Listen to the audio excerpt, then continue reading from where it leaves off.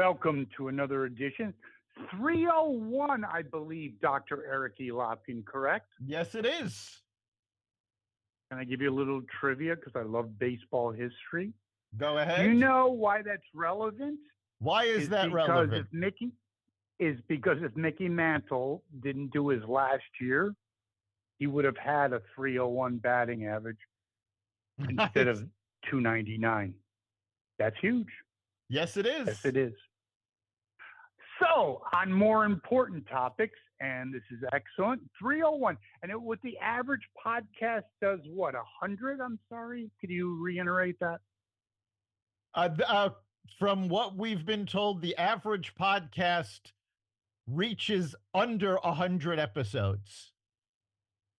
Okay. So, getting on to the business of business. I took it for the team, Dr. Lopkin, even though I don't have the most exciting life, but I have better things to do, like even reruns of Hogan's Heroes is better than what I saw at the Democratic convention. Even liberal media, not so great. Not exactly Schindler's List. Am I correct? You are. The reviews of the convention have been lackluster at best. And I think the simple fact of the matter is, if you take a look at the two conventions, at the Republican convention, they talked about unity. They talked about what they were going to do for the country.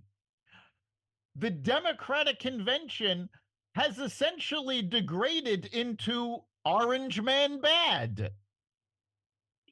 Well, isn't it the only, in fairness, if you have nothing going on, what else are you going to do? And even Barack, one of my favorite presidents, just kidding, was really hysterical. Trash. And by the way, I think he's more dangerous and did more detrimental things to America than 100 years from now. We'll know that, but that's another subject. The most divisive speech, and what does he do at the end? The community organizer, which is really a disorganizer. But we need to come together. Yes, it was supposed to be a happy convention.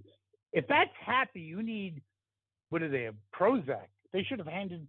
If that's happy, then the most clinically depressed person on earth is like laughing. That was awful. Yeah, they're not bringing anybody together. And the fact of the matter is, how can Harris be expected to bring the country together when she can't even bring the party together? When the Obamas were speaking, not only wasn't Harris in the room, she was not in the state. And the reason for this was she does not want to be associated with the Obamas because apparently they were the ones behind ousting Joe. So you've got the most powerful Democrat. And let's not mince words here. Forget Joe Biden, forget Kamala Harris. Barack Obama is still the most powerful Democrat. No doubt. You have him behind the ouster of his former vice president, and the current presidential candidate doesn't even want to be in the room with him. How are you going to heal the country when you can't heal that divide? Not exactly a kumbaya moment. Yes, I would absolutely 100% agree with that.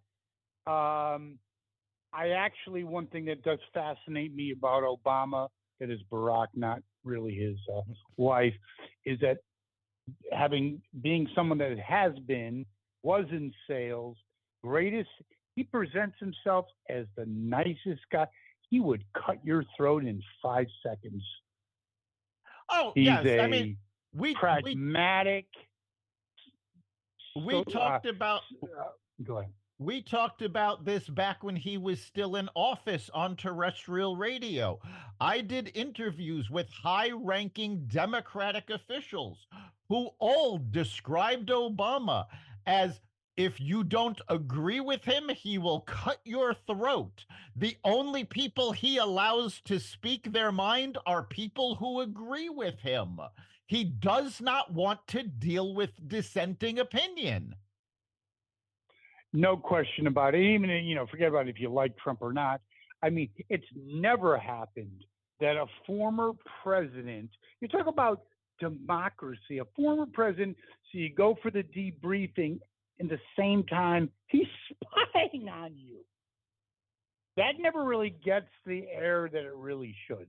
Sorry, it just doesn't. No, it doesn't, and apparently it's still continuing, though not with Trump. We know that the Biden administration was spying on the Trump campaign in 2016. Well, now it's starting to come out that the Democratic National Committee placed spies in the RFK Jr. campaign this year. Nah. So they have not changed their spots. Well, aren't they really Stalinists? Let's just cut the shit. Sorry for the word, but it's true. It's gone from, McGovern, Mondale. This is a hardcore socialist Stalinist party that will do any. They will prop up someone that is Joe Biden that basically you wouldn't want to serve you at Dairy Queen, to prop him up just so they can maintain power. That is anti-American. That is disgusting. Am I wrong? No, you're not wrong at all. Unfortunately, that is what has become of the Democratic Party. And I love the fact, I'm still involved with the No Labels movement. And they constantly are posting on social media about great leaders who try to bring the country together. And who are the two leaders they quote the most often and use as examples? John F. Kennedy and Ronald Reagan. And there you go. When you look at those two individuals, not only was there a lot of similarities between their policies and their approach to the office, they actually had people behind the scenes who were involved with both of those presidencies. Now, Tip O'Neill, who was diametrically opposed, not completely, it was a different Democratic Party, to Ronald. They used to go and have two Irish guys having a good time, would go to a pub and have a couple brewskis. All right, Tip O'Neill. Again, Kamala wasn't there. Well, hold on. Kamala wasn't there because it would have been a fifth, but that's another subject. We'll get onto that later. There you go. But that's true.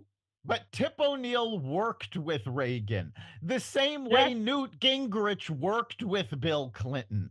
We do not have this capability anymore. And, it's hysterical because Pete Buttigieg was giving an interview. Oh, God. I believe yesterday morning. And he was saying how Joe Biden was a great president. He got through an infrastructure bill that Trump had promised that he couldn't deliver on. Well, why couldn't Trump get the infrastructure bill passed? Because the Democrats would not vote for it because they didn't want to give Trump a victory. Whereas Republicans were more looking at it as, okay, you know what? This part of the bill is good. We'll take what we can get. And to this day, the Republicans are more capable of working across party lines than the current Democrat Party. And that is a shame. It's going to be interesting, Dr. Lopkin. I believe if Trump wins, I believe we already talked about this, but the Democratic Party will have to go for a reformation. They will have to be reconstituted. If they win, then we're all screwed. But if they lose, it might actually be a very good thing because they'll have to get their shit together. Correct? Yes, because it's off the hook. And then wait, hold on. It gets to the point. It gets to the point of Glenn Beck. Whatever. I'd take him with a grain of salt. He's okay. Whatever. He's going to. About 15 years ago, he says, "Well, they have the mask on now, but there'll be a point where the left, which is the Democratic Party, will no longer have the mask." And we're at that point, aren't we, Dr. Lopkin? Yes, we are. The mask is off. All of the little backstabbing and dirty tricks that they would do behind the scenes, it's all out in public now. And yes, I do believe if the Democratic Party loses, it's actually going to force a reformation that will be good for the Democratic Party. We've already started seeing little bits of it, with Jamal Bowen getting kicked out of office, with Cori Bush losing her primary. You're starting to see people stand up and go, no, this party has gone too far to the left. They're all about power now. They don't care about America. How many times have we repeated the line that we keep hearing from diehard Democrats? I didn't leave the party left me.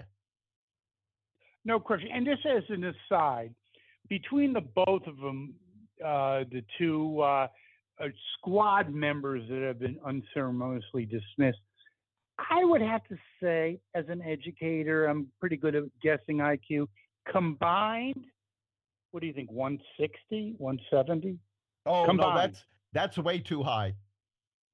There you go, genius. Remember, one of these guys was a school principal that didn't recognize a fire alarm.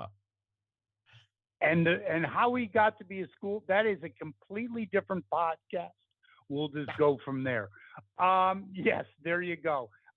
So we have the end. You talked about Barack Obama, that'll be around, he's like 62.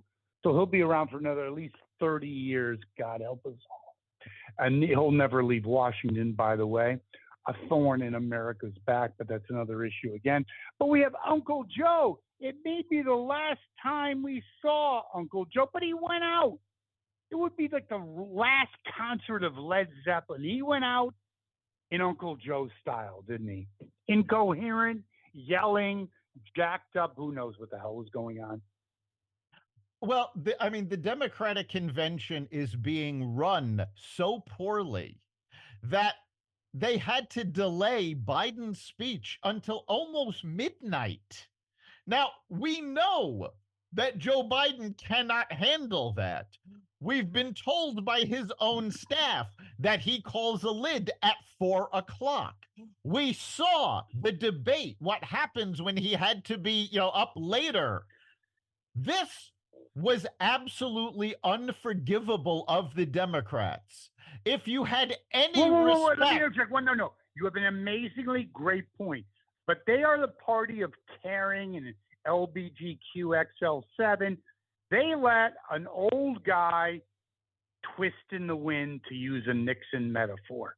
Did they not, Dr. RFK Lopkin? They set him up to fail. They effed him. They did. I think... personally, and this is just a hunch of mine, I have no sources on this, I have no evidence that this is what happened, but I think they did it deliberately so that they could point to the speech and say, this is why we had to remove him. Because there's still people saying the only reason they removed him is because he couldn't win. So I think they wanted him to be incoherent so they could fall back and go, well, no, see, this is what was happening. This is why we had to take him out of, off the ballot, which doesn't answer the question. If he's that far gone, why is he still operating as president? Well, RFK Jr.'s running mate, Shanahan, actually said on a podcast the other day that he's president in name only. He's not doing anything. And in fact, immediately following his speech, he left. He's not in Chicago anymore. He's in California taking a month-long vacation. Oh, why not? And by the way, he's irrelevant. He's no longer president. He's done. And it's all Stalinistic, by the way. And that's not like just an exaggeration. It's like you're no longer a use to us. May the door hit you on the you know what. So he's done. You'll never see the guy ever. And I just have to ask you, you're a nice guy, but are you shedding a little tear for Uncle Joe? You know, it's one of those things. Nobody should be treated the way he was. But on the other hand, it also couldn't have happened to a nicer guy. Thank you. Summed it up perfectly. Yes, you know, I love that. He was never a nice person. He was miserable SOB. to deal with back when he was in the Senate. The idea of Lunch Pail Joe was always a myth. He never cared for his constituency. He only cared about his political power. And now that he's no longer able to serve the Democratic Party, they have stripped him of that power. You know, sometimes, Dr. Eric E. Lopkin, karma's a bitch. Yes, and it is. His whole life was about his legacy, blah, blah, blah. He is going to, okay, every president, and except for Reagan, because dementia, he did have it at the end, let's be fair. But even Nixon, who was so-called, disgraced, he made huge mistakes, but many presidents contacted him. He wrote several books. I've read many of them. Had a life. It wasn't a life that he thought he would, but a life after this guy's going to go down to you ever see the 1960s one-hit wonders? That's Uncle Joe. You will never see, hear from him again. No, there won't even be a book. How do you like that? Zero chance. No, because he's not capable of it. Reagan, of course. Reagan, even with his dementia, and you have to remember that Reagan's dementia didn't hit until either 2 or 3 years into his second term. Joe Biden, they knew he had dementia when he announced he was going to run, and they hid it from the American people. But Reagan was still able to make appearances with the other presidents at events after he left office. I remember there was one where he did the keynote address in 1988. Yes, right. Biden is not mentally capable of doing that. He had more than capable people behind the scenes. He had the A team. Uncle Joe has the B- team, and I'm being nice just because I'm an educator and I feel sorry for students. But you have, Mayor Pete. These people are incompetent. I felt fine. I was alive during Reagan, more than alive. So out of college, second term, and I felt fine. Yeah, I knew he didn't have the A game, but he had an A game behind him. There was no problem, Dr. Lopkin. This guy, you have every loser in every position, God knows. Yeah, we've seen failure after failure after failure from Blinken, from Buttigieg, from Harris, over and over. I mean, there is nothing that this administration has done that can objectively be called successful.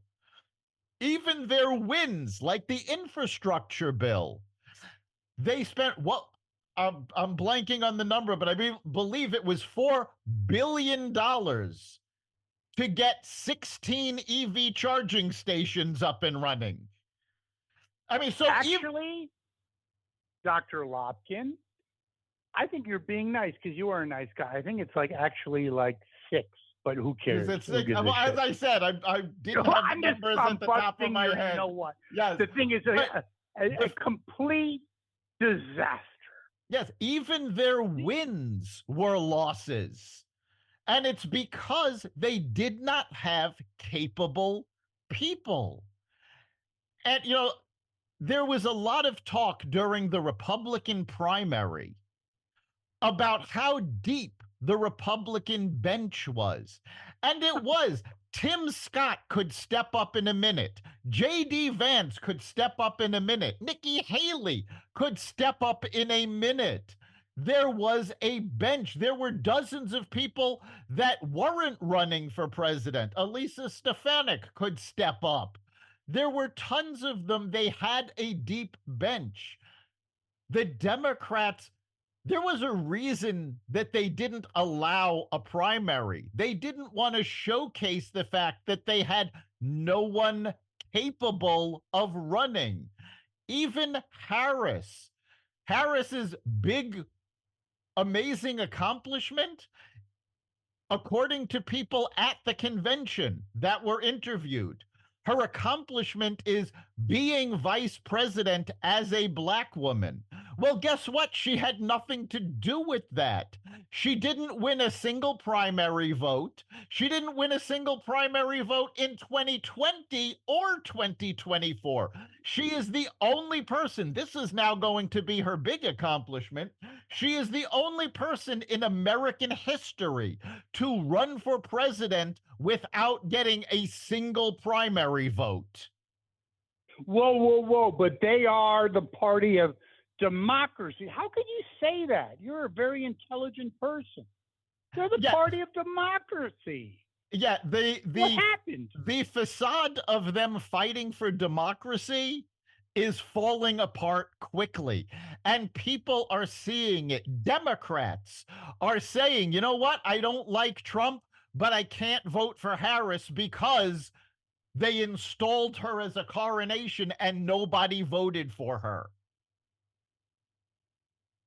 Yes, very interesting. And even you think of all the hoopla. And in fact, this is a fact, Dr. Lobkin, that about 90% of all press engagements and stories with Kamala has been positive. 89% of Trump has been negative. Then please tell our listeners why the latest is right off the press. The betting odds have now risen for Trump +3. How does that happen? Please tell me. Well, part of it is Harris's own strategy, or her campaign's own strategy. She was essentially handed the nomination a month ago, and in the past month has not done one interview with the press. She took a couple of questions at the side of the plane and made no sense while she was answering. And in fact, the question she was supposed to answer was, with her policy of giving $25,000 for a down payment to first-time homebuyers, how were we going to pay for it? And she babbled on and never answered the question because she can't answer it. She doesn't know. No. What you said, Dr. Lobkin, is the salient point.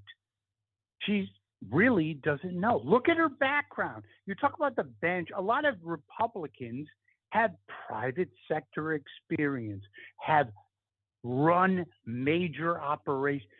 Her biggest accomplishment is dating Willie Brown. She's a moron. She has not done anything. Am I incorrect? Please correct me. No, you're if I'm right. wrong. And in fact, the only policies that she has spoken about is the economic policy that she put forward. Now, according to this policy, she wants to give price controls. Well, she wants to give first-time home buyers $25,000 to help make a down payment. What's that going to do? That's going to raise the prices of housing. So it's going to be a wash. It's not going to help anybody. She wants to institute price controls on grocery stores and food producers.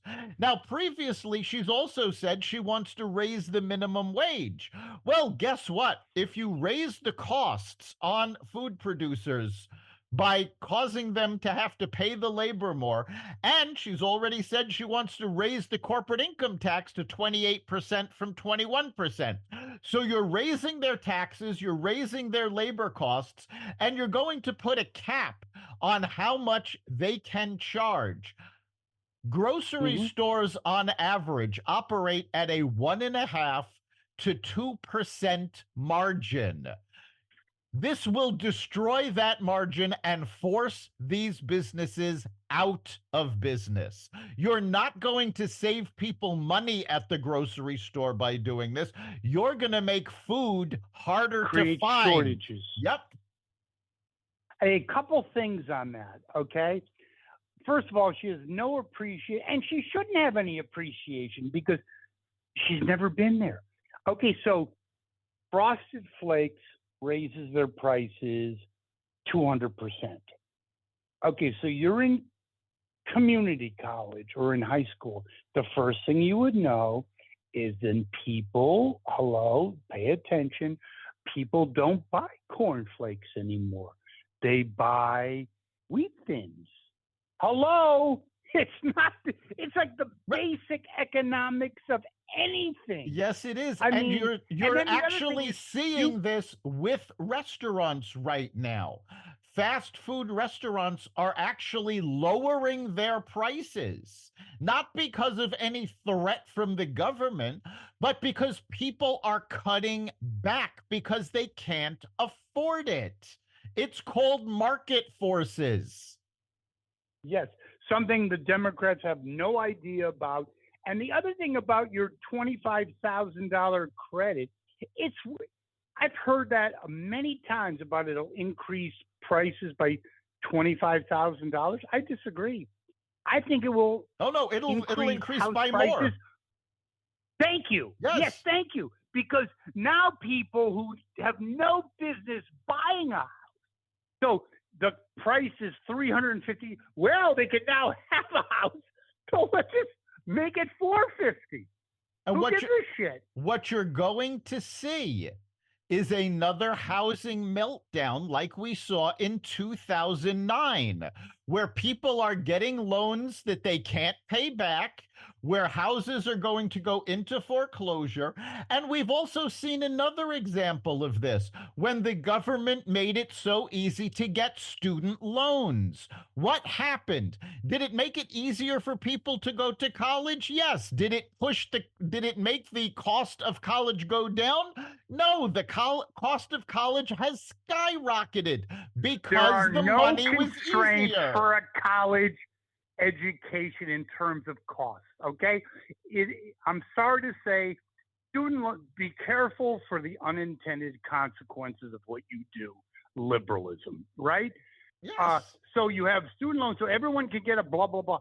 If you had no student loans, colleges would be building Olympic-sized swimming pools and having rock stadiums and paying college athletes, which is a completely different subject, XXX amount of. It would be about education, but if there's no constraints, who cares? Right. If you want to impose price control somewhere that could actually make a difference, put a cap on what colleges are allowed to charge. 100% agree. So you look at the entire convention. Again, we talked about betting market +3. So far, we're halfway through. Thank God. Thank you, Jesus. Well, yeah, thank you. Halfway through. Excellent. I think it's been a failure. The only thing the pundits and the press have talked about is AOC as the next rock star. Again, a lot of energy, but what she said made effing no sense. And this whole shtick about she grew up in a wealthy community and went to maybe one of the most expensive colleges. What she did with it, a bartender, that's another issue, whatever. One of the most expensive private colleges. So your verdict on the AOC performance, and it was a performance. AOC's performance was typical for AOC. She never manages to make any sense. She is still rated the least effective congressperson. In all her time in the Congress, she has never gotten a single bill out of committee. Why? Because she doesn't make any sense and her policies do not work. She is a social media influencer. I love the adage. Yes, the social influencer that happens to be a congressperson. Yes. That's her. And, quite frankly, her performance, unfortunately, was very typical of this convention. I was having a conversation yesterday about Kathy Hochul's speech on Monday. And, I very clearly remember when then Governor Mario Cuomo made his national debut at the DNC. Oh, God. I remember it too, yes. With a brilliant speech. Out of the park. He electrified the country. He could write his own ticket at that point. And every pundit I have heard, everybody who saw this, basically said Kathy Hochul did the opposite. She tanked her political career. That speech killed her. She's not going anywhere. Well, she should never have gone anywhere. And her claim to fame, she's the only one that Mario Cuomo's son didn't try to molest. For good reason, by the way. She's a mental midget, and there is a whole book that I'm going to read about. We talk about the decline of America. It's about decline of leadership. You have her, basically the governor, maybe the third most populous, and you could make a point, the second most influential state in the union, a complete, I'm sorry to say, moron. That speech was yikes. If I was grading someone in college, that speech, I'd give them an F. I'd say, God, I don't know what to do. Maybe you should go to sociology. Business is not for you. And a moron. And this, again, just a hunch. I have no evidence of this. But the thought just occurred to me as we're critiquing these speeches. Most of them have been absolutely terrible. Even Obama's speech was not up to what Obama is capable of doing. We've seen Obama give absolutely brilliant speeches, whether you agree with him or not. And even his speech wasn't, his A game. And I'm starting to wonder if everybody was told, tone it down a little bit. We don't want to make Kamala look bad. I think you're a really smart guy, obviously, but I don't think it's even that. I think when Obama had to deliver the goods back in 2004, he was a community organizer. I don't have no idea how he survived this on my business, making $50,000 a year. I have no idea. So he had to bring the A game, the high hard one, as they say in baseball. Now he's living on Martha's Vineyard. He's the gravitas is gone. He's phoning it dialing it in. Yeah. Dialing it in. Yes, he is. So speaking of dialing in, I think we totally agree there's a huge enthusiasm gap. But there's also a lot of rumblings, and you and I used to like the Rolling Stones. I got it. The day is over. But we talk, there's a lot of partying. Could Kamala, back in the day, be hanging with Keith? Because there's a lot of viral stuff. And, at first I thought it was a joke. And then you start looking at it with real, psychologists. And no, and addiction specialists. She's bombed. Yeah, I don't know if it's true, but I don't know. Whatever. You tell me, Dr. There have been stories coming from people that used to work for her. These are folks that found it intolerable to work for the vice president and quit. We know that Vice President Harris had more turnover than any vice president in recent memory, primarily any memory. because these folks found it her working style intolerable.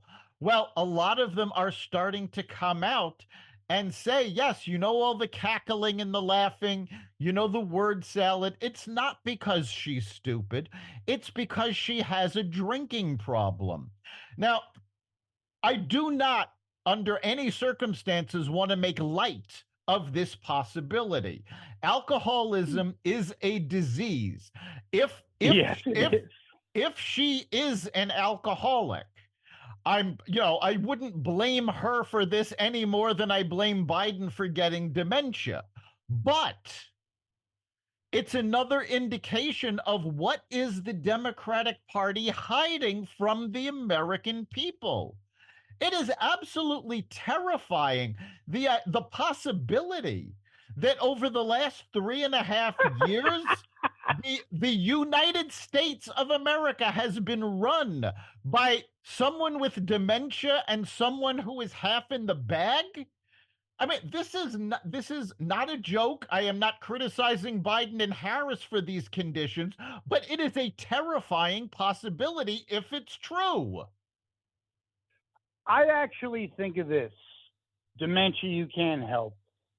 I do. We completely agree with the Democratic Party.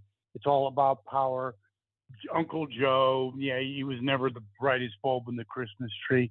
But basically, the life of an alcoholic, if you're down and out, is not good. Kamala, just go to Newport Beach, hang out, have some Mai Tais, and be done with it. I was going to go in another direction and say, go check into Betty Ford, get yourself cleaned up. Nah, you're 60. You got plenty of money. You can write a book.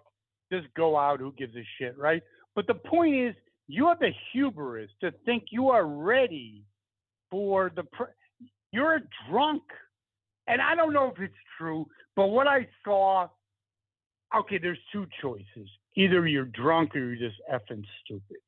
Both of them aren't great. There you go. No, in either situation, whether it's true or not, she is not capable of doing the job. And more people are seeing this. And again, whether or not the rumors and stories of her drinking are true, there is a large audience out there, as former CNN correspondent Don Lemon just found out, who don't believe she is capable of doing the job. And for any of our listeners, if you haven't seen Don Lemon's recent video interviewing people about who they're voting for, please go to YouTube and watch this. Because Don Lemon went down to Atlanta talking to the African-American community there, and he had trouble finding anybody that was going to support Harris. He even tried to convince them that things were better under Harris than they were under Trump. And several of these folks laughed at him. Actually, it's worse than that, Dr. Eric E. Lopkin, because it was actually, I believe, Atlantic City, which is pretty blue. And I'm sorry, you're right. Atlanta was something else. No, my mistake. Not about no, but it makes it worse. The only reason I did that is because it's worse. Yes, New Jersey has been reliably blue, and he still couldn't find people. Yeah, people were laughing at you. And the other thing, you got to worry about the polls. Not worry, you got to wonder. There was I don't know the name of the person. I'm sorry to say, he went into black barbershops, which I think would be an awesome experience. I think that would be amazing. Highly underrated. I think it'd be really cool. So he went into a black barbershop. I believe this time it might have been in Atlanta. No, it was in Chicago. I'm sorry. In Chicago. And it was a 50-50 split. 20 years ago, it's like 90. And basically the point is, That's 50-50. They're telling you that. I think and I give them credit. I'm sorry to say, Dr. Lofkin, unlike many Jews are supposed to be like the intelligentsia. If you're Jewish and you vote for a Democrat, after what you saw for the quotations, mostly peaceful Jew-killing protest, you are a moron.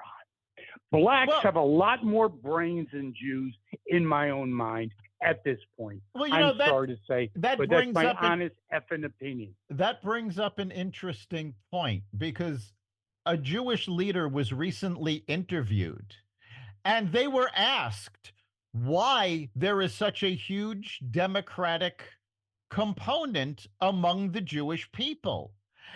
And she actually said, it's because Jews attend college in larger numbers than almost any other demographic group. And when they go to college, they are being brainwashed. Well, you know something? I have no sympathy, empathy for that. I have tremendous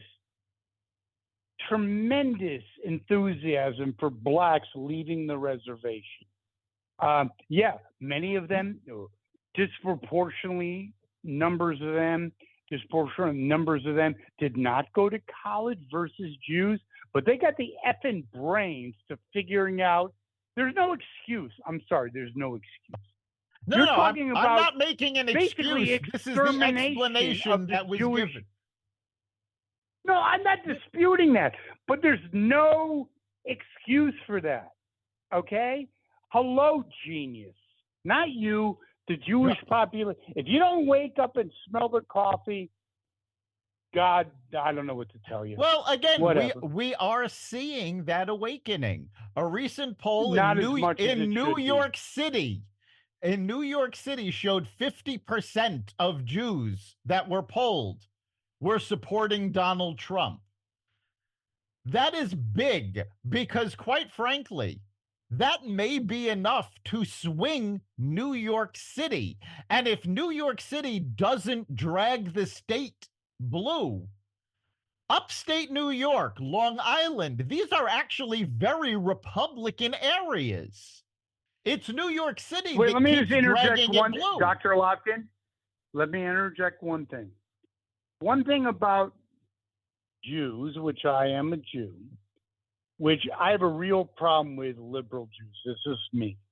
Orthodox Jews, you talk about the upstate New York, they're who I identify with.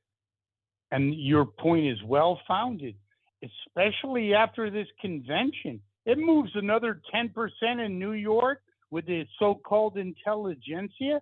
It could be game over, Dr. Lofkin. It could be. Because be. Orthodox Jews are real Jews, and they understand what the hell's going on. And let's not forget that during Joe Biden's speech, for those people that actually saw it, he actually about Israel. No.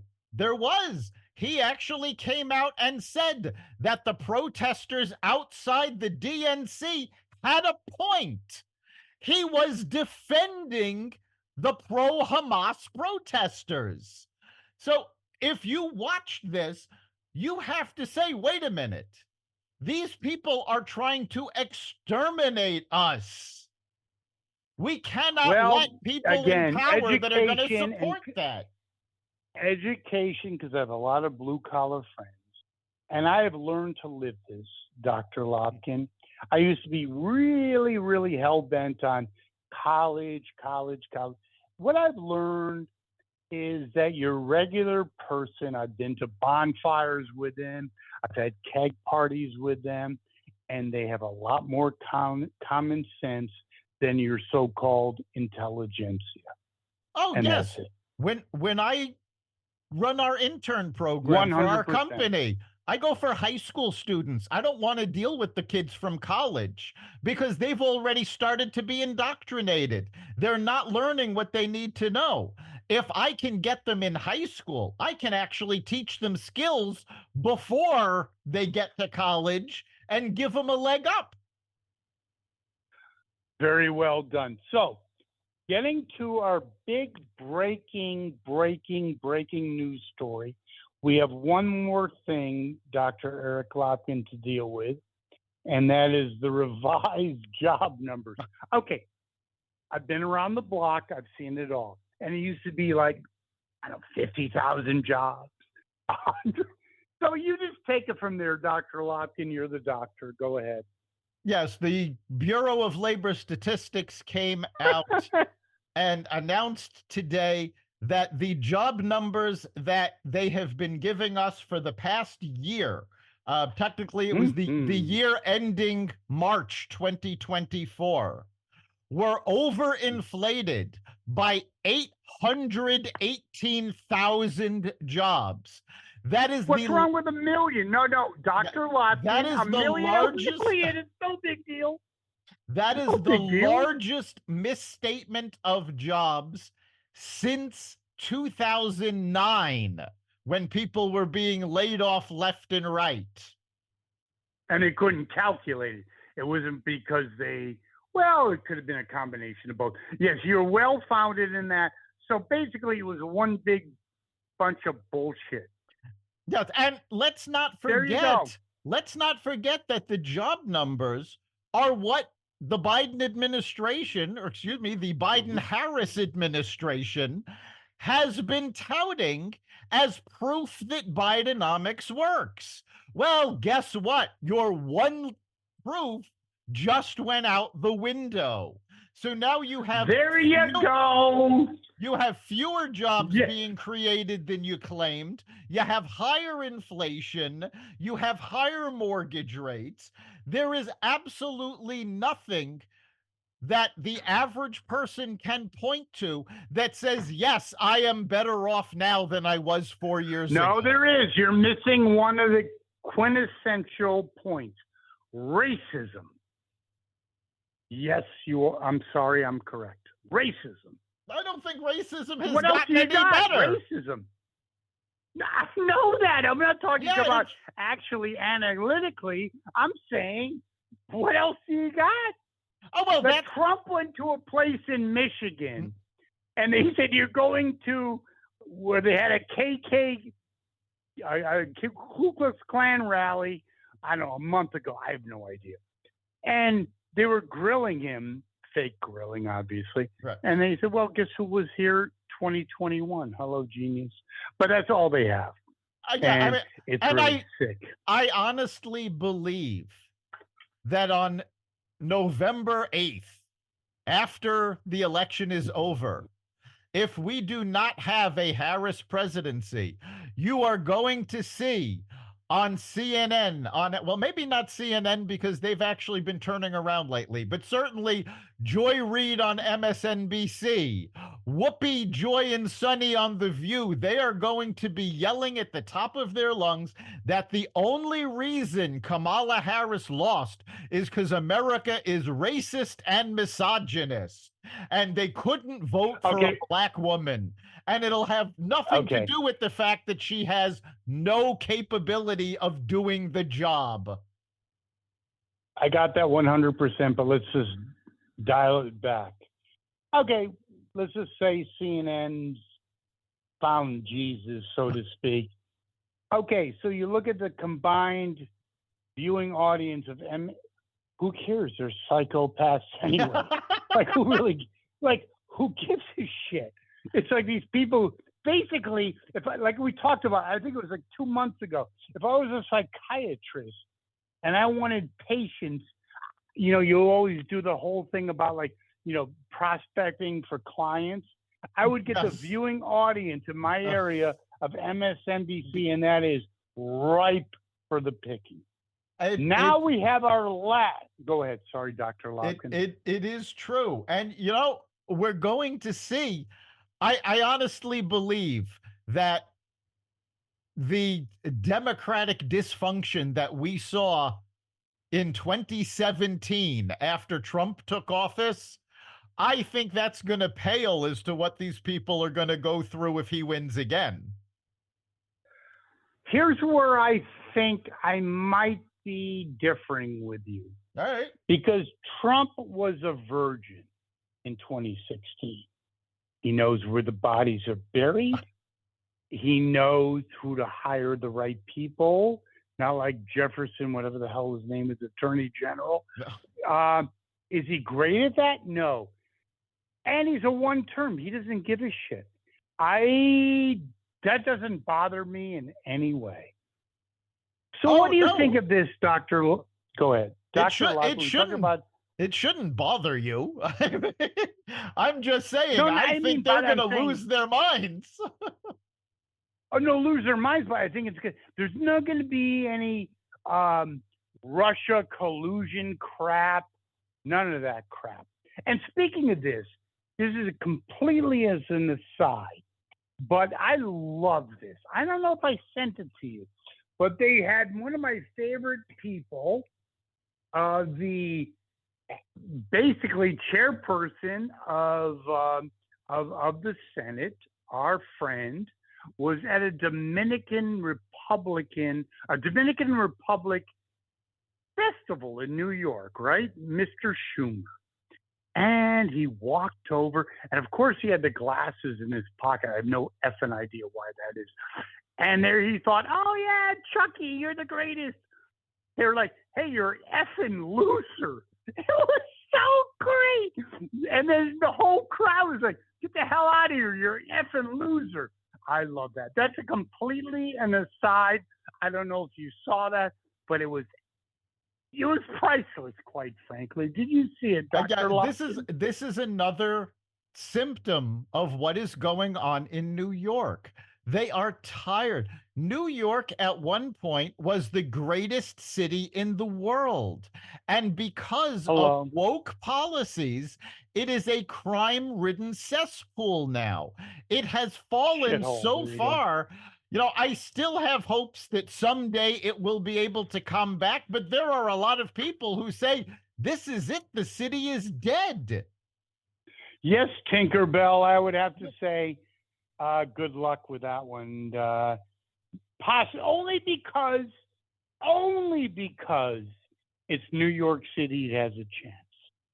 But that is for another day. And by the way, if you bought a high-price condo in New York City, may Jesus Christ be with you. You're regretting that. The resale value on that, may God be with you, but whatever.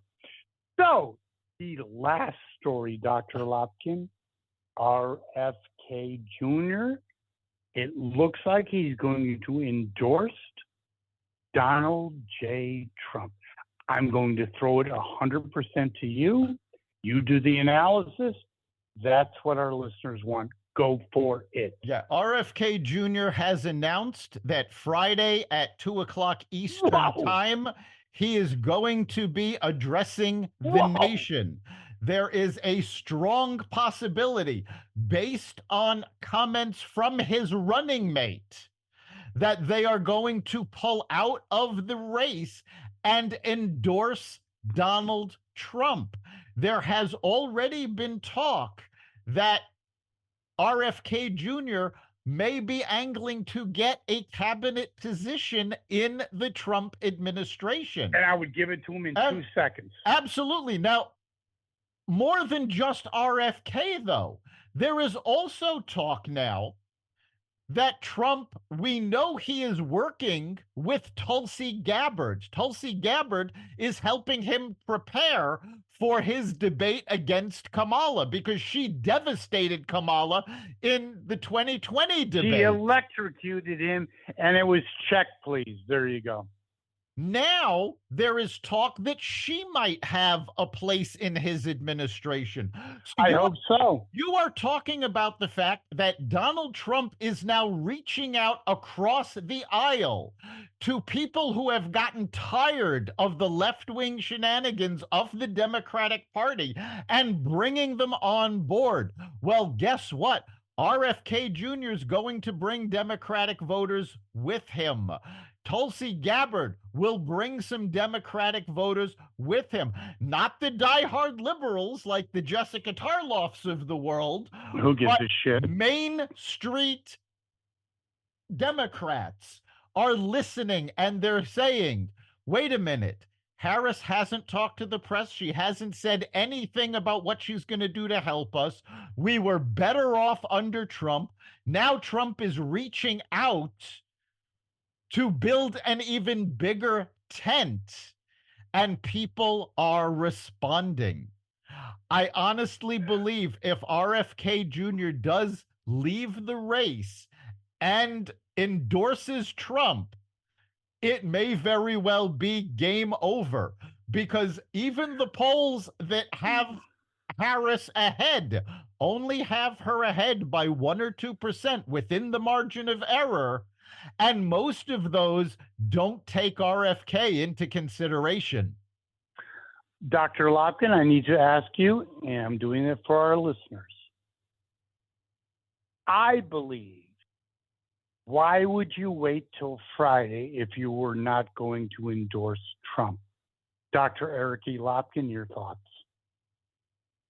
Well, according to Shanahan, who's RFK's running mate, the choice that they were making is they've already determined they cannot win the election.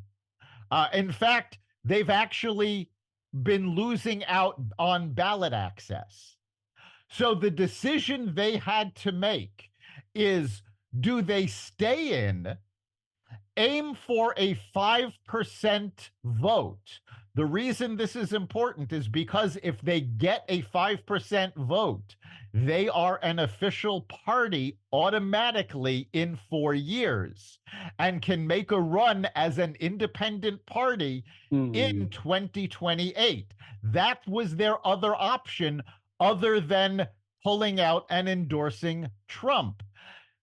They actually said their big concern with doing this is that they don't want to pull votes away from Trump and be responsible for a Harris presidency. At no time did they ever consider endorsing Harris. So okay, I think, again, my original question is, why, if they're waiting for the end of the convention, the convention, why? I believe it's going to be a Trump endorsement. If you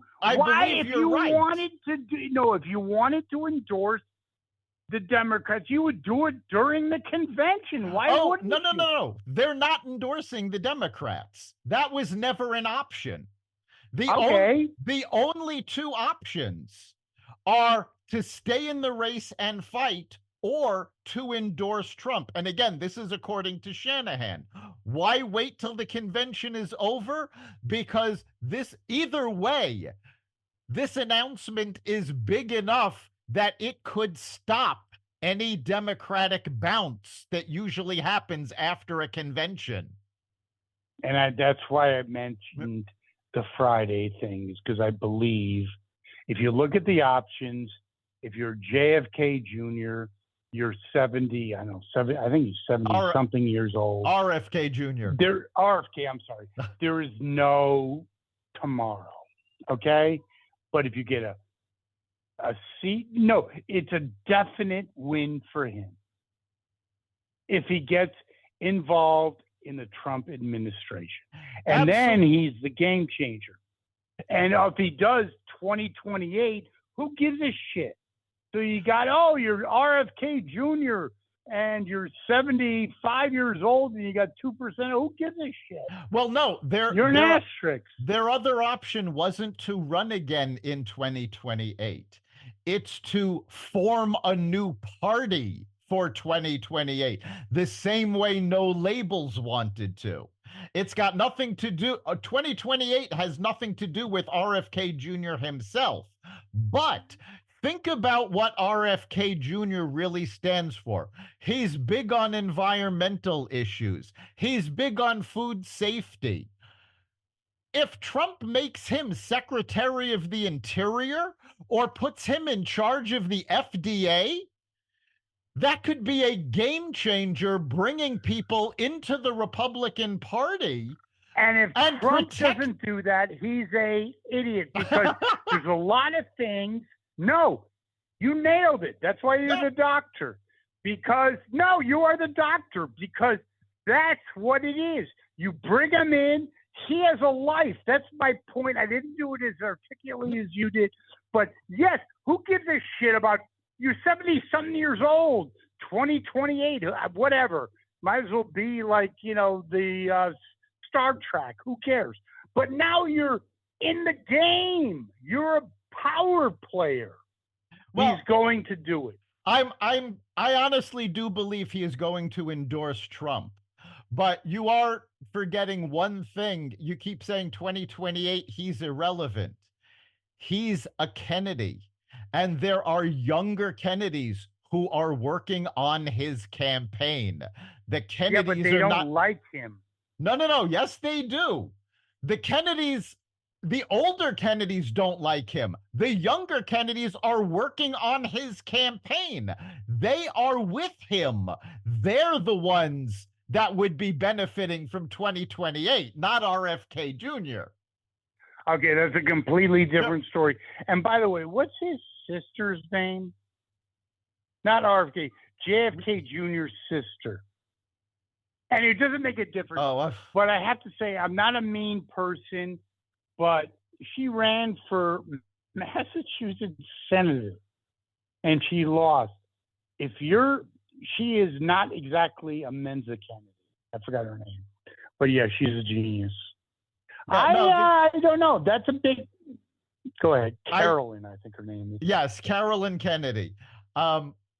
Genius. I honestly believe that he is going to pull out and endorse Trump, and I believe that Trump is going to say, "Yes, let's talk. Let's find a place for you." Well, I would have to say if, and it's a big capital IF. If that happens, guess what, Dr. Eric E. Lopkin? It's called game over. Yeah. Game over. Because you got to understand the speech. It's not going to be like, some drunk like Kamala doing, I can't help it. But no, you have a Kennedy. That is yikes. That's yikes. Am I wrong? You tell me. No, I think you're right. And remember, this isn't the first time that Kennedys will support a Republican. Remember that Arnold Schwarzenegger, as governor of California, was a Republican, married to Maria Shriver, who was a Kennedy. So this is not unprecedented. It'll be the largest event of its kind, but not unprecedented. You know something, Dr. Lopkin? I'm listening to you, and I'm thinking about one thing. Last comment. Biggest event, you said. If you're RFK Jr., everyone wants to make their mark. And let's just face it, I like the guy. He's a smart guy. He has not exactly made a huge mark as a Kennedy. Do we agree with that? Yes. I mean, honestly. Yeah. What a way. You're 70-something. Why not do the final? I mean, I bow out and I'm going to start a third party and Carl the cat could win. Who gives a shit? Well, am I correct? Just tell me. Think about it, though. If he endorses Trump and Trump actually gives him a position where he can put his ideals into practice, that is going to be, and we use this word a lot when it comes to politicians, that's going to be his legacy. No, that's it. Of course. Eric E. Lopkin does it better than me. That's it. It's called a legacy. I didn't articulate it as well as you did, but that's a fact. So you go out the third party. That's like a footnote in like about 1,000 pages of history, okay? But you go out and you join a campaign and you do something that he's involved with, like the environment or whatever, or vaccines or about health or whatever. 100. Why wouldn't you do that? No one gives a shit about. Oh, again, I need a third party. Yeah, third party. That and 30 cents. I think that is what he's going to announce. And of course, he doesn't want to let the cat out of the bag before, because he wants the reporters to show up to the event. He wants people to watch the event. So, yes, he's going to be playing it, underplaying it until Friday. But all the signs do look like he's going to pull out and endorse Trump. Okay, our listeners need to know. Final thought. Okay. If wow, this is bigger than I thought. If he eviscerates the whole talking bait, which is, you can blow away the racism. No one gives a shit about that. That train left the state. That's like Hitler. Okay, come on. My cat's Hitler. Okay. If he talks about threats to democracy, final thought. Could that be game over? You got my point in terms of that's what they're running on. And if he turns that around as a Kennedy, not like, Billy Bob, that's a huge problem. Am I not correct? It is going to be a huge problem for the Democrats, and they've already started this.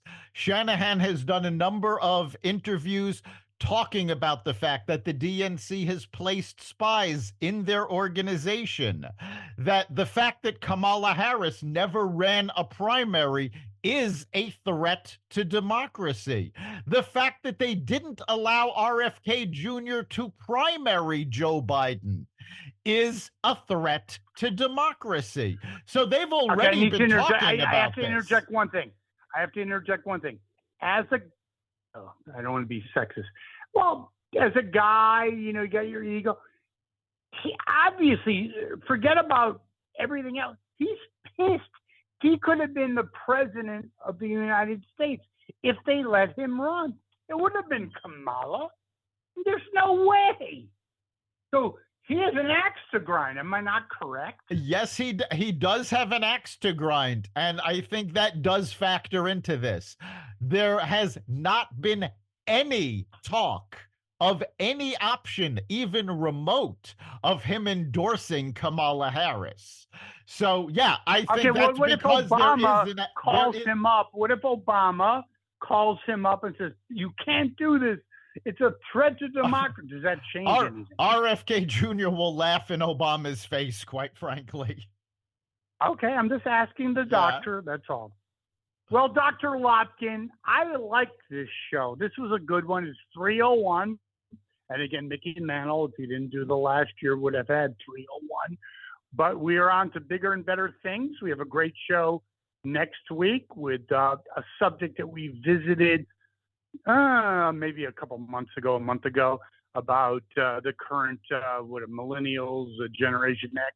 It's hard to even keep a handle on that, but a great show, and our listeners can contribute to the effort, can't they? Yes, they can. Go to the new xvadio.com/connect. Let us know what you're thinking. You can also find it at the Carnivore Radio Facebook page. Message us there. Give us your opinion. Tell us what issues you care about. And of course, you can catch every episode of Carnivore Bites at the Carnivore Radio website, xvadio.com, the Apple Podcasts app, Google Podcasts, Spotify, iHeartRadio, Audible, Amazon Music, and other platforms that respect freedom of speech. Thank you, Dr. Lopkin. I'll see you next week. We'll see you then.